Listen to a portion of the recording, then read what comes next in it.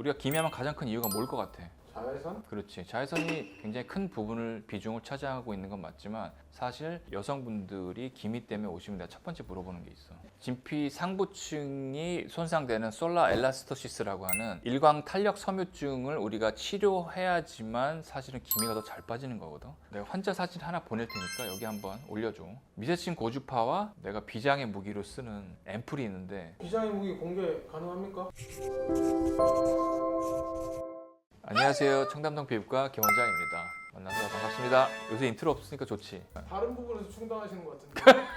인트로가 없어진 대신 내용이 길어지지. 오늘 주제 뭐야? 기미, 색소. 바로 시작해? 앞에 아무것도 없이? 네. 알았어. 내가 기미 치료할 때 환자 볼 때 가장 중요하게 여기는 게 뭘 것 같아? 뭘까요? 사실은 문진이 제일 중요해. 문진이 뭐냐면 환자의 현재력, 과거력, 그리고 가족력, 약물 복용력 이런 것들 있잖아. 그걸 왜 하냐면 근본적인 이유가 혹시 있는지, 기미가 왜 생겼는지에 대한 원인을 정확하게 파악하기 위해. 우리가 원인을 알아야지 치료가 더 쉬워지거든. 지피지기면 뭐다? 전백승. 그렇지. 우리 구독자분들도 제가 지금 여쭤보는 것들에 대해서 마음속으로 좀 대답을 한번 해 주셔가면서 내가 어느 정도의 현재 과거 그리고 약물 복용력들이 있는지 한 번쯤은 체크를 좀 해보셨으면 좋겠습니다. 우리가 기미하면 가장 큰 이유가 뭘 것 같아? 자외선? 그렇지. 자외선이 굉장히 큰 비중을 차지하고 있는 건 맞지만 사실 여성분들이 기미 때문에 오시면 내가 첫 번째 물어보는 게 있어.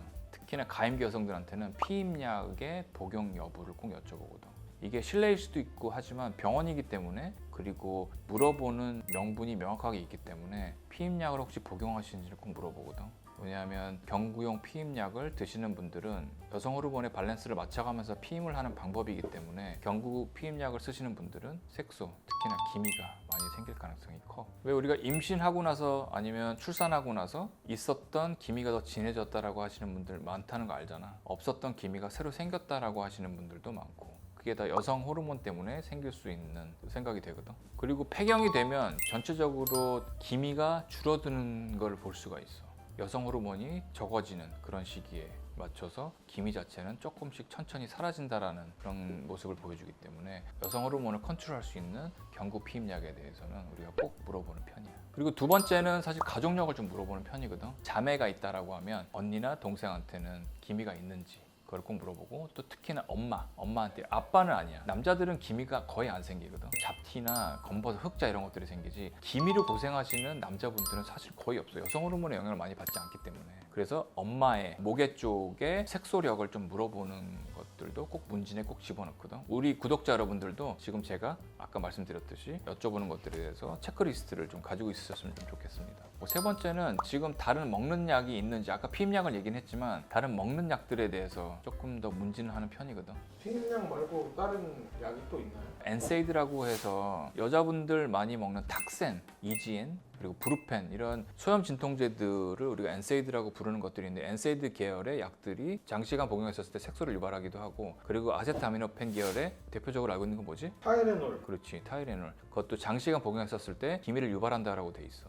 그리고 아미오다론 같은 심혈관 제제도 기미를 유발한다라고 돼 있고 또 블레오마이신이나 무슨 사이클로포스파마이드 같은 항종양성 제제들도 장기 복용했을 경우에 이런 기미들을 유발한다라고 돼 있고 페니토인 같은 항뇌전증제 같은 것들도 그렇고 클로로퀸이나 이런 퀸 제제들, 항진균제들도 장기 복용했을 경우에는 이런 색소 침착을, 기미를 많이 유발한다고 돼 있거든. 그렇기 때문에 약물 복용력에 대해서 꼭 물어봐야 되고 장기간 약물을 복용하는지에 대한 것들을 꼭 체크를 해봐야 돼. 또 네 번째는 이런 기미가 아까 얘기했듯이 여성 호르몬의 영향을 많이 받는다라고 했는데 호르몬계, 그러니까 내분비 쪽으로 어떤 질환이 있는지 질병이 있는지도 꼭 우리가 짚고 넘어가야 될 문제라고 생각이 되고 우리가 문진을 통해서 이런 여러 가지의 내용들을 파악하는 게 되게 중요하긴 하지만 그래도 가장 메인으로 기미를 생기게 하는 거는 자외선이야. 자외선에 의해서 생긴 기미 자체를 우리가 치료할 때는 우리가 첫 번째 치료를 생각할 수 있는 건 토닝이거든. 토닝 자체는 이런 기미에 직접 색소들을 깨나가면서 하는 치료라고 우리가 생각을 하면 되고 그게 가장 기본적이고 일반적으로 하는 치료라고 생각하면 돼. 하지만 우리가 간과하면 안 되는 부분이 있는데 오늘의 사실 그게 핵심 부분이거든.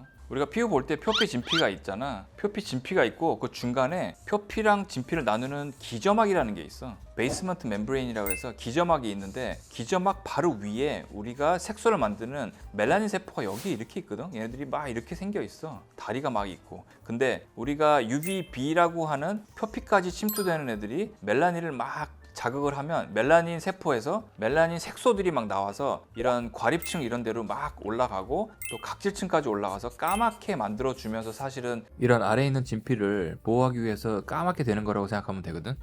근데 계속해서 이런 자외선을 받는 총량이 많아지면 이런 베이스먼트 멤브레인이라고 하는 기저막이라고 했잖아. 기저막 자체가 조금씩 허물어지고 진피층의 상부 부분이랑 기저막 부위가 어느 정도 손상을 받고 좀 녹아내린다고 생각하면 돼. 그러면 어떤 일이 벌어지냐, 진피층의 상부층에서 일광 탄력 섬유층이라고 해서 이쪽에 있는 우리 섬유들이 많이 비정상적으로 막 축적이 되고 쌓이고 막 깨지고 하면서 이 위가 다 망가진단 말이야. 이 위가 망가지면 이 베이스먼트 멤브레인이라고 하는 표피와 진피를 나누는 기저막에 막 구멍이 뚫리면서 여기에 있었던 뭐 색소를 만들어내는 멜라닌 세포들이 막 아래로 빠져나오면서 진피층에 훨씬 더 많은 색소들이 쌓이고 하면서 기미가 굉장히 짙어지는 그런 일련의 과정을 거치는 악순환이 펼쳐지는 거거든. 우리 구독자 여러분도 지금 말씀드린 거를 들으시면 알겠지만 기미의 가장 큰 원인은 자외선이고 자외선에 의해서 진피가 망가지고 진피 윗 상부 쪽이랑 기저막이 무너지면서 전체적인 기미가 악화된다는 거를 이해하셨을 텐데 이렇게 봤었을 때 색소에 대한 이해를 정확하게 하고 그 기저에 있는 원리를 제대로 알면 치료를 더 쉽게 할 수 있는 거잖아. 우리가 일반적으로 기미 치료를 할 때 가장 먼저 떠올리는 치료는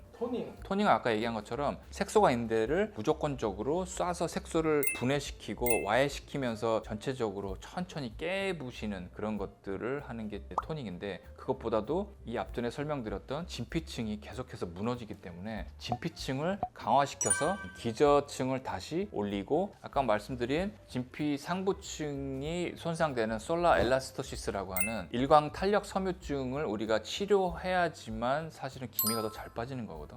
그렇기 때문에 가을철 기미, 중년의 기미라고 했었을 때 첫 번째 치료를 꼭 토닉이라고 생각하는데 꼭 토닉만이 아닌 다른 진피층을 강화시키는 그런 치료가 굉장히 중요하고 필요하다는 게 오늘의 사실 핵심이야.